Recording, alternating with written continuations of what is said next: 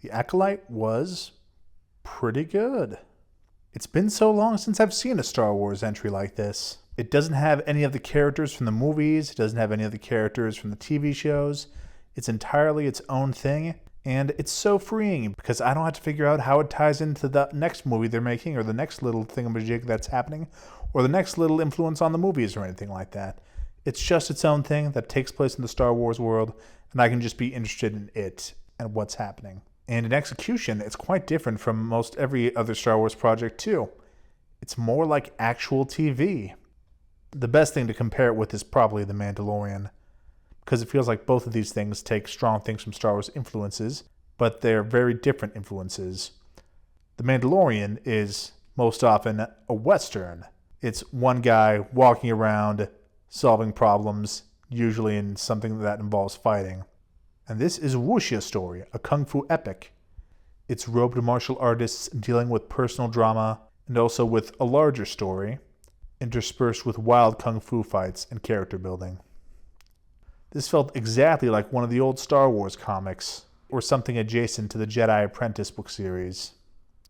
It's not high stakes, it's not necessarily high concept, but it's engaging and it pulls you in and you want to keep watching. It feels like TV in the sense that it's TV you want to binge. It reveals something, but then asks another question. It answers that question, but then gives you another. And the whole first episode and then second episode were that, and it made me desperate to know what happens next. Unlike The Mandalorian, the episodes aren't comparatively self-contained. They're all blending together, and I think it's going to make the binging experience once it's finished much better. And it's going to give it its own distinct flavor, different from Ahsoka or Boba Fett or Mandalorian or Andor. To be fair, I'm not sure if I would truly call this the height of Star Wars. It doesn't inspire, entertain me the same way peak Star Wars does. But what I'm trying to say is that it's okay that it does that because it's not really affecting any of the main story. And it isn't doing anything to degrade the quality of the other stories. And in a world where any entry can have a huge effect on all the others, that is a victory. I don't know if this show is going to get a second season. I don't know if it's that kind of show.